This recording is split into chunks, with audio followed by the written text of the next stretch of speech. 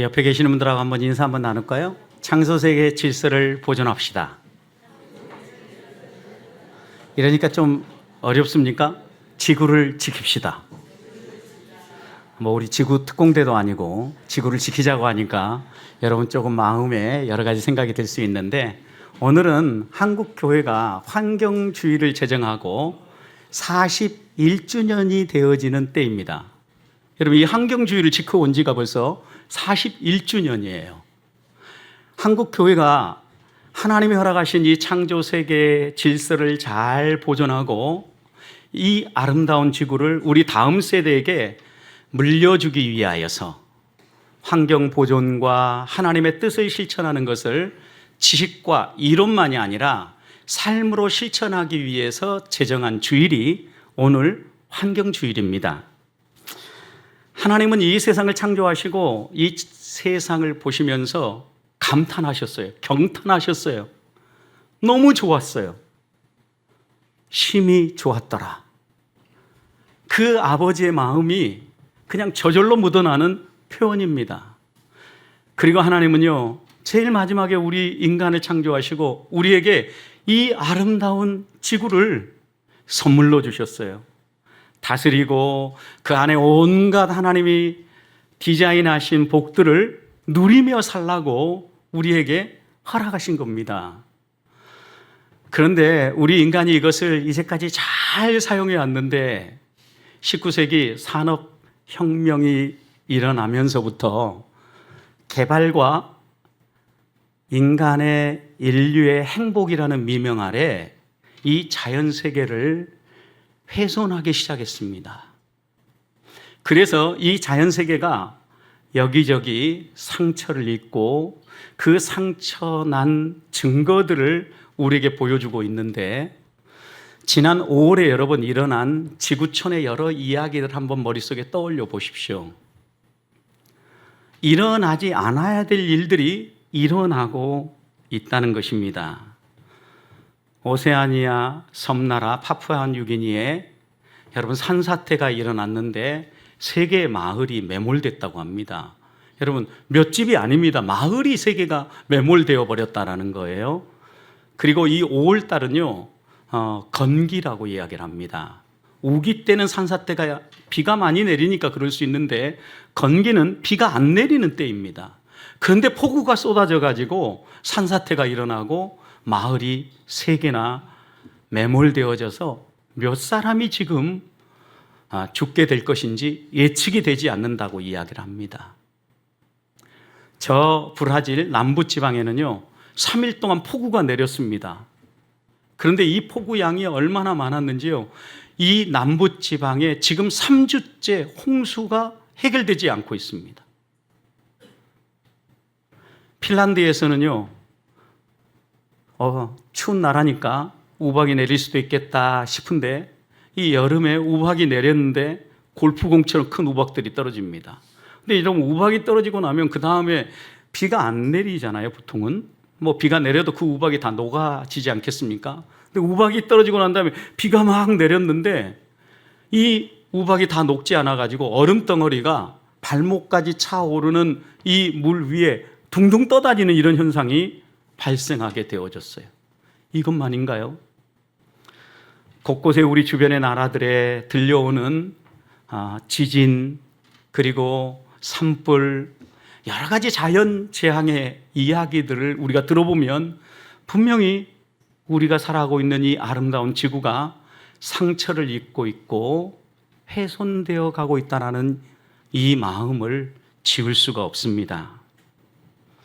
이런 기상이변을 일으키는 가장 큰 주범은 지구온난화라고 이야기를 하죠. 온실가스 배출 때문에 그래요.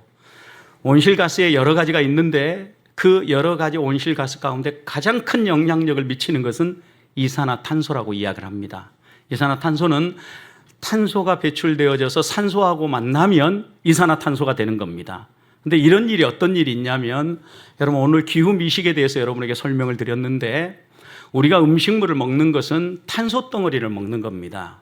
유기물은 대부분 탄소 덩어리인데 이 탄소 덩어리들을 먹었을 때 우리에게 영양분을 공급하고 우리에게 에너지를 공급하는데 이 영양분으로 변화되어지고 에너지를 공급할 때 그때 발생되어지는 가스가 이산화탄소입니다. 그러니 우리가 먹는 것은 이산화탄소죠. 더 쉽게 표현해 볼까요? 여러분 식사하고 드시고 난 다음에 막 소화하는데 가끔 방귀가 나오죠. 방귀 요소가 뭘까요? 그 가운데 분명히 이산화탄소 가스가 있습니다, 여러분. 이런 형식으로 소화해 가면서 이산화탄소가 발생되어지는 거예요. 그런데 산업화 이후에 급격하게 이 지구가 더 훼손되는 이유 가운데 하나는 화석 연료의 사용 때문이에요. 화석 연료는 대부분 오랜 시간에 걸쳐서 땅 속에 탄소 덩어리로 숨겨져 있는 거예요. 석탄이라든가 기름이라든가 가스라든가 이런 것들이 다 탄소 덩어리들이에요. 그런데 이것을 사람들이 개발이라는 미명 아래 캐내어서 활용을 합니다. 어떤 것으로요? 이것을 태워서 열을 발생하게도 만들고 에너지로 바꾸기도 합니다.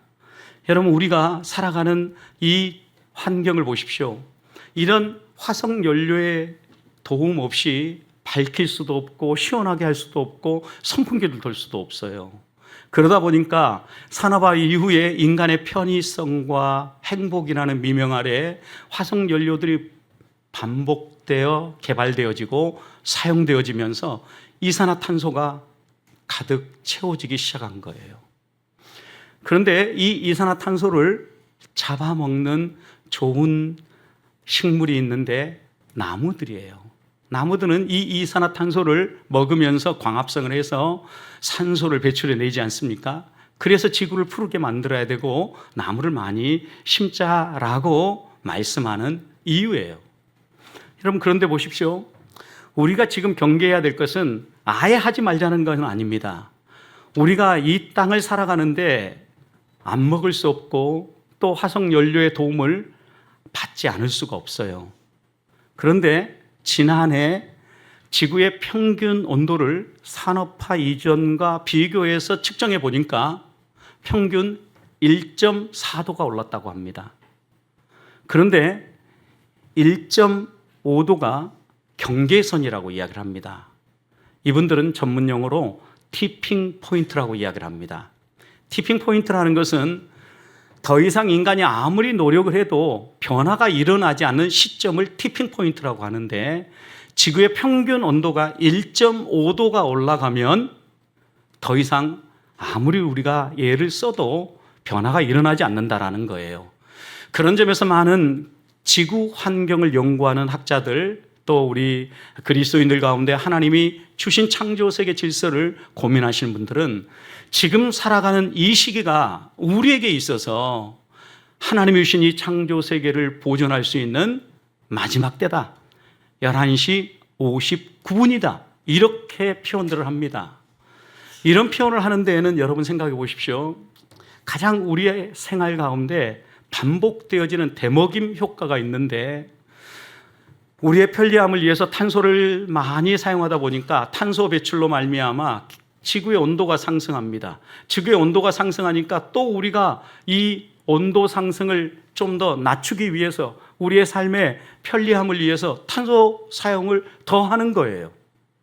그러다 보니까 다시 이산화탄소가 더 증가하고 지구의 기온이 더 올라가는 거죠. 이걸 대먹임 효과라고 하는 거죠. 탄소 배출로 말미암아 지구의 기온이 올라가고 기온이 올라가니까 사람들은 또다시 탄소 사용량을 늘리고 이 일이 반복되다 보니까 계속해서 올라가고 있다라는 이야기예요.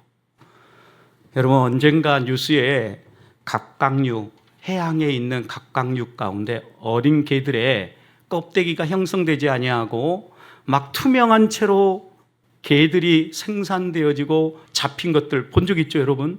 이게 왜 그러냐면 지구 온난화 문제가 연관되어 있는 거예요. 이산화탄소를 가장 많이 흡수하는 것은 땅도 있지만 바다라고 얘기합니다. 이산화탄소의 4분의 1을 바다가 흡수하는데 이 이산화탄소가 바다 안에 들어가면 탄산이 되어지고 이것이 산성화되어지면서 바다에 살고 있는 갑각류라든가 석회질, 산호와 같은 이런 모든 바다 생물들의 석회화를 방해한다라는 거예요. 그러니까 꽃게 같은 이런 개들이 딱딱한 껍데기를 형성하지 못하고 그런 어린 개처럼 보이도록 석회화가 진행되고 있는 겁니다, 여러분. 이런 일들은 우리가 연급하라고 하면 우리 주변에 너무나 많이 일어나고 있습니다. 그러나 한 가지 분명한 것은 지금이 기후 재앙을 막을 수 있는 마지막 시기라는 것을 분명하게 많은 사람들이 입을 모으고 있다는 겁니다. 재앙입니다, 여러분. 우리가 지금 출애굽기에서 다루고 있는 것도 재앙들이지 않습니까? 재앙이 무엇입니까? 첫 번째 재앙 보십시오. 나일 강물이 핏물이 되었습니다. 두 번째 재앙은 강가에서 살아야 될 개구리들이 사람이 살아가는 삶의 영역으로 다 올라왔습니다. 생활하기가 어렵게 되어지는 거예요. 하나님이 부여하신 창조의 질서가 있다는 이야기입니다. 그런데 이 창조의 질서가 깨어지고 이 질서에 역행하는 일들이 우리에게 발생되어지면 인간의 삶이 피폐해지고 하나님이 우리에게 정말 감탄하면서 너무 좋은 이 세상 누리며 살아라 라고 복 주신 이 세상이 오히려 우리들에게 고난이 되고 고통이 되어진다는 겁니다. 그래서 저는 오늘 이 세 번째 재앙을 함께 살피면서 하나님께서 이 세 번째 재앙을 통하여서 우리에게 무엇을 말씀하시는가 다시 한번 마음에 새기면서 이 환경주일, 우리의 삶을 점검하고 하나님 앞에서 믿음의 사람다운 발걸음을 내딛는 우리 보배의 성도들이 되시기를 축복합니다. 세 번째 재앙이 첫 번째 주는 교훈은 은혜에 합당하게 살라라는 것입니다. 오늘 16절을 보십시오. 여호와께서 모세에게 이르시되 아론에게 명령하기를 내 지팡이를 들어 땅에 티끌을 치라. 그것이 애굽 온 땅에서 이가 되리라 말씀하십니다. 여러분, 그런데 하나님께서 재앙을 세 번째 내리는데 이번에는 아무런 예고도 하지 않습니다. 평소 같으면 첫 번째 재앙, 두 번째 재앙 같으면 어떻게 하나님이 하셨습니까? 먼저 이렇게 예고하셨죠. 내 백성 보내라. 그들이 예배 드릴 것이다. 만약 안 보내면 나일강 피가 되게 해주겠다. 개구리가 너희 사는 모든 데 와서 너희를 괴롭히게 하겠다. 이런 형식 하나님은 분명하게 경고했어요. 경고의 말씀을 듣고 행동을 고치라는 거죠. 그런데 이번에는요, 그런 말도 없이 하나님이 모세에게 바로 명령하시는 거예요. 아론에게 얘기해가지고 지팡이로 땅에 티끌 때려라. 그러면 이가 되리라 이렇게 얘기하신 거예요. 왜 그랬을까요, 여러분? 15절 말씀을 보십시오. 바로가 숨을 쉴 수 있게 됨을 보았을 때 그의 마음을 완강하게 하여 그들의 말을 듣지 아니하였으니 여호와의 말씀하신 것과 같았더라. 여러분, 마음을 완강하게 한 이유가 무엇입니까? 숨 쉴 여유가 생긴 거예요. 그리고 곰곰이 생각해 보니까 이 이스라엘 백성들 내보내고 나면 자기 나라에 심각한 손실이 올 것 같거든요. 그러니까 약속을 헌신짝처럼 버린 거예요. 하나님께 한 약속임에도 불구하고 그 약속을 헌신짝처럼 버리니까 하나님은 이번에는 아무런 예고도 없이 바로 재앙을 내리신 거예요. 뭘 말씀하시는 겁니까? 하나님의 손길, 하나님의 은혜를 소홀히 여기지 말라는 거죠. 하나님이 분명히 은혜를 베풀어서 개구리 다 내쫓아줬잖아요. 그런데 다 쫓겨나고 숨쉴 겨를이 생기니까 언제 그랬느냐 듯이 하나님의 은혜를 깡그리 잊어버리는 거죠. 여러분, 그런 바로에게 이번에는 예고 없이 바로 하나님이 재앙을 주시면서 너 기억해라. 내가 너에게 베푼 그 은혜 때문에 오늘이 있는 거다. 이렇게 말씀하시는 거죠. 그래서 분명히 이 세 번째 재앙의 첫 번째 교훈은요, 우리들이 이 땅을 살아갈 때 하나님의 은혜를 소홀히 여기지 말고 은혜를 잊지 않고 살아야 된다는 겁니다. 바로 편에서야 얼마나 준비를 했겠습니까? 당대 최강대국의 왕이지 않습니까? 군사 전략의 전문가입니다. 주변 정세를 파악하고 정치하는데 전문가입니다. 그렇다면 이제 이 이스라엘 백성을 내보내지 않기로 결정을 할 때 자기 나름대로 방어 장치를 다 해놓지 않았겠어요? 혹시 이스라엘 백성이 폭동을 일으킬까 걱정이 되어서 애굽 사람들이 다 하는 성곽의 경비들을 강화했을 것입니다. 또 이들이 언제든지 폭동을 일으키면 빠른 시간 안에 진압할 수 있도록 군대의 병력을 이 이스라엘 백성이 사는 쪽에 더 증강시켰을 것입니다. 이것도 안 되면 사람들이 많이 쓰는 거 있죠. 미리 사전에 방지하려고 하면 어떻게 해요? 이스라엘 백성들의 행동을 예측하기 위해서 그들 안에 첩자를 심는 거죠. 이스라엘 백성 혹시 무슨 다른 꿍꿍이 속이 있는가 스파이를 심어가지고 그들의 동향을 살피는 거죠. 다 했을 거라고, 다. 바로가 누굽니까? 다 했을 거예요. 그런데 하나님은요, 이런 바로의 노력이 아무런 쓸모가 없도록 허를 정확하게 찌르신 거예요. 이번에는 아무런 예고도 없이 아무런 변화도 없이 그냥 바로 하나님께서 모세에게 명령해서 바로에게 깨우침을 전하고 있는 겁니다. 사랑하는 성도 여러분, 우리들이 이 세상을 살아가면서요, 하나님이 우리에게 베푸신 은혜가 크고 놀라운데 가끔 우리는 그것을 간과할 때가 있어요. 하나님의 은혜임에도 불구하고 이것이 마치 우리의 열심과 노력인 것처럼 오해할 때도 있고 하나님이 하시는 일을 인정하지 않을 때도 있습니다. 여러분, 그런데 속지 말아야 합니다. 히브리서 6장 4절부터 6절 말씀을 보면 우리가 하나님의 은혜를 덧입고 거듭나고 하나님의 놀라운 영광을 맛봤는데 그럼에도 불구하고 하나님의 이 은혜를 무시하고 하나님 말씀대로 살지 않으면요, 히브리서 6장 6절 그렇게 타락한 자들은 다시 새롭게 하여 회개할 수 없다, 이렇게 얘기했어요. 여러분, 이런 사람들이 왜 다시 회개하는 기회를 얻지 못할까요? 이 사람들은요, 교회라는 테두리 안에 있고 믿음의 공동체라는 테두리 안에 있기 때문에요, 자신들이 불신앙적 삶을 살아가고 있고 세상의 방식으로 살아가고 있음에도 불구하고 그렇게 살고 있다는 사실을 몰라요. 나는 하나님의 은혜를 알고 하나님의 자녀답게 살고 있다 착각하는 거죠. 그러니 회개할 기회 자체를 얻지 못하는 거예요. 그리고 교회 안에 있음에도 불구하고 망하는 길로 가는 사람들이 생기는 거예요. 그래서 하나님은 오늘 우리들에게 하나님의 은혜가 너희에게 시행되어질 때 그 은혜를 소홀히 생각하지 말라라고 말씀하시는 거죠. 환경주일과 관련해서 다시 한번 우리의 삶에 한번 이걸 적용해 볼까요? 하나님 우리에게 또 이렇게 이야기하는 겁니다. 하나님의 은혜로 너희가 오늘을 사는 거다. 너희 주변에 일어나고 있는 이 기상이변이 무엇 때문에 생겼느냐? 너희의 탐욕 때문이 아니냐? 그러면 너희들 생각해봐라. 지금이 마지막 때라고 하는데 지금 이때 너희가 행동하지 않으면 너희 다 망할 수 있다. 하나님은 경고하시는 겁니다. 남의 일을 보듯 하지 말라는 거예요. 강 건너 불구경하듯 다른 사람들의 기상이변에 안타까워하는 것에 멈추지 말고 이런 일들이 발생하지 않도록 너희의 행동을 고쳐라. 하나님의 은혜를 바로 알고 그 은혜에 합당한 삶을 살아라 라고 당부하고 있는 겁니다. 하나님이 채찍을 드시는 것은 한 가지입니다. 우리를 사랑하시기 때문입니다. 우리가 깨닫고 하나님의 약속하신 복을 누리게 하려는 것입니다. 오늘 하나님이 우리를 향하여 채찍을 드시고 또 기상이변과 다양한 방법으로 우리를 교훈할 때 무릎 꿇고 하나님 은혜에 합당한 삶을 살기로 다짐하며 창조세계 질서를 보존하는 우리 보배의 성도들이 되시기를 주님의 이름으로 축복합니다. 두 번째 이 재앙이 주는 교훈은 17절을 보십시오.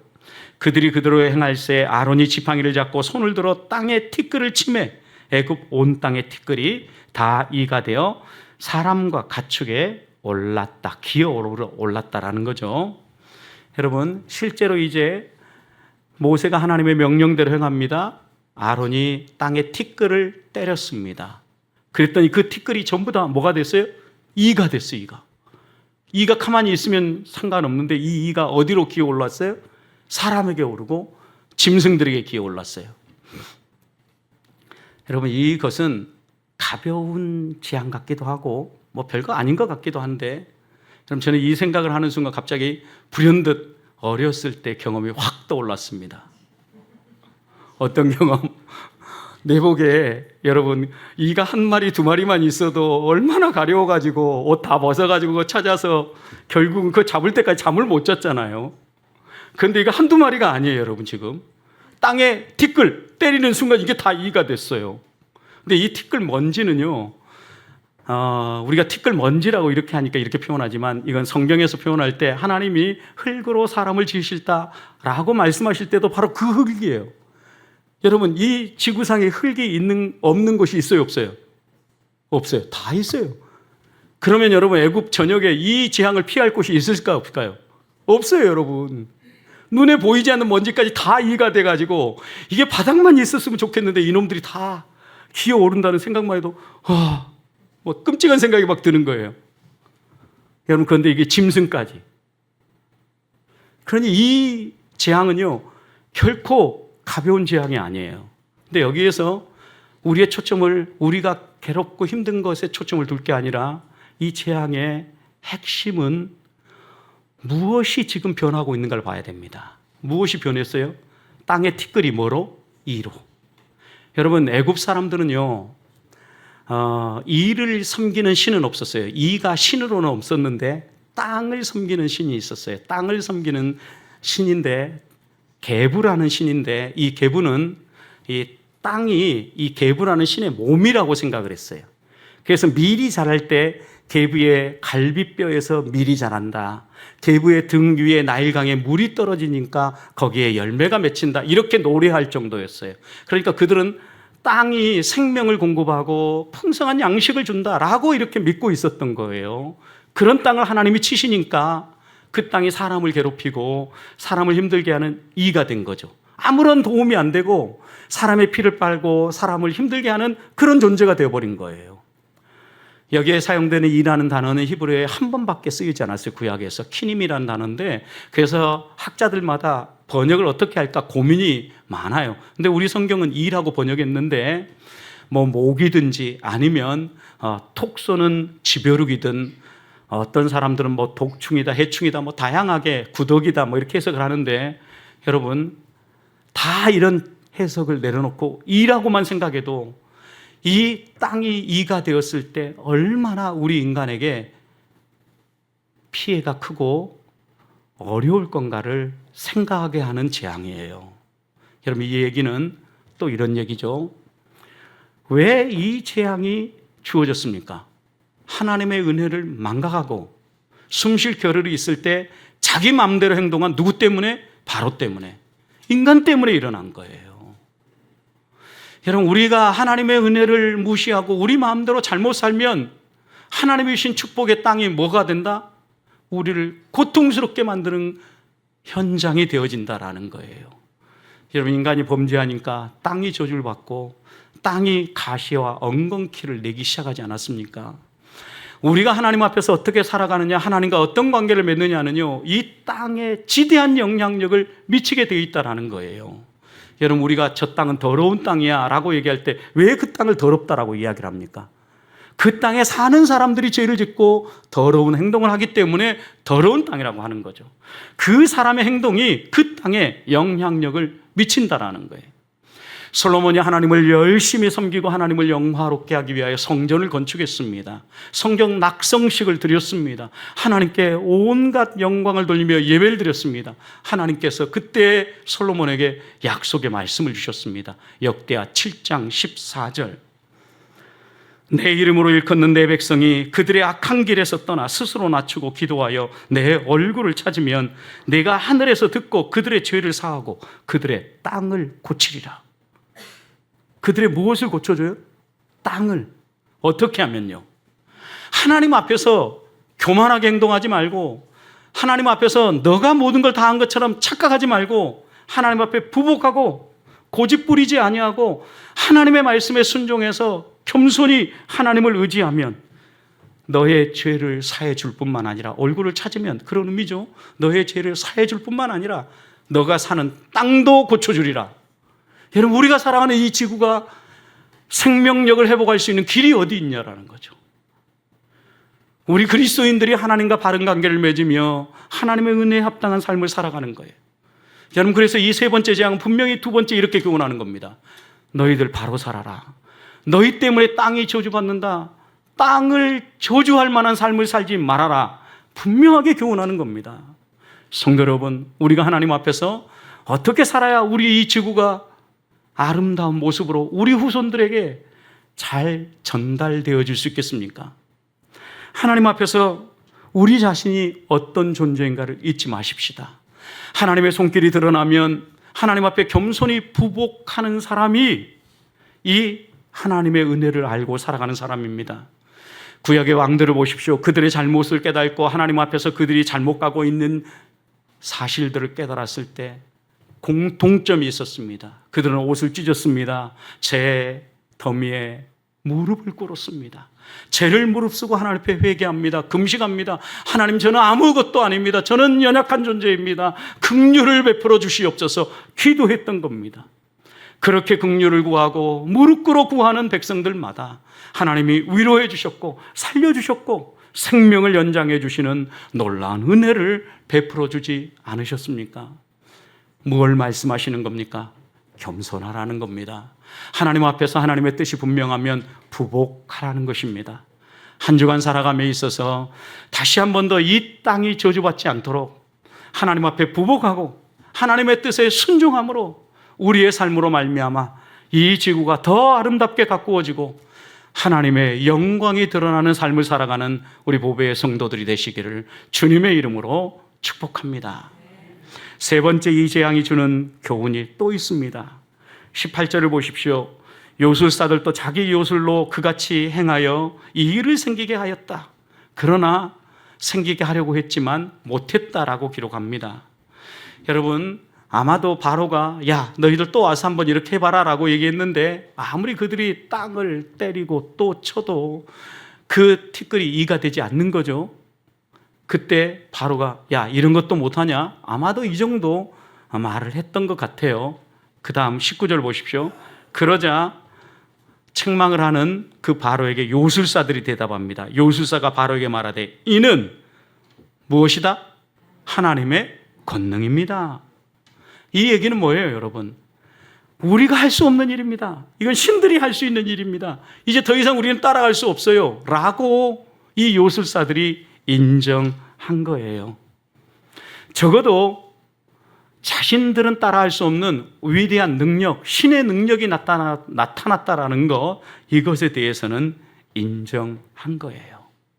여러분, 우리가 살아가는 이 세상을 보십시오.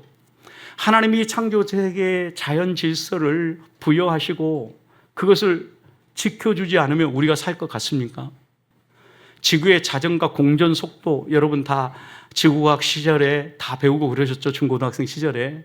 그런데 여러분, 이 기울기부터 시작해서 공전과 자전 속도가 조금만 달라져도요, 우린 여기에 살아남을 수가 없대요.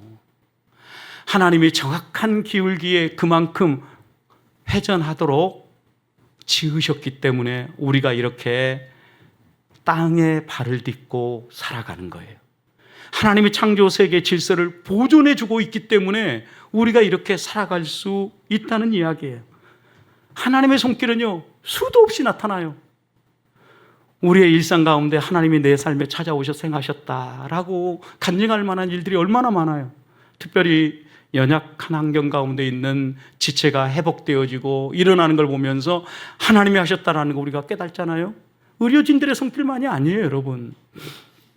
누가복음 11장에 보면요, 예수님이 많은 병자들을 치유하셨어요. 특별히 귀신 들린 사람들 많이 내쫓아 주었거든요.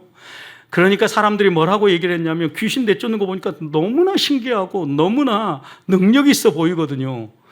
그러면 그 앞에 부복하고 저 사람이 뭔가 다르다, 하나님의 아들이 아닌가, 메시아가 아닌가, 이렇게 부복해야 정상인데요. 사람들이 그렇게 생각하지 않고 도대체 어떤 데서 저런 힘이 나오지? 이렇게 살피다가 그들 나름대로 연구한 결과가 뭐냐면 야, 저거 귀신의 왕을 힘입어서 하는 거야 라고 이렇게 이야기하고 나니까 결론이 딱 이렇게 난 거예요.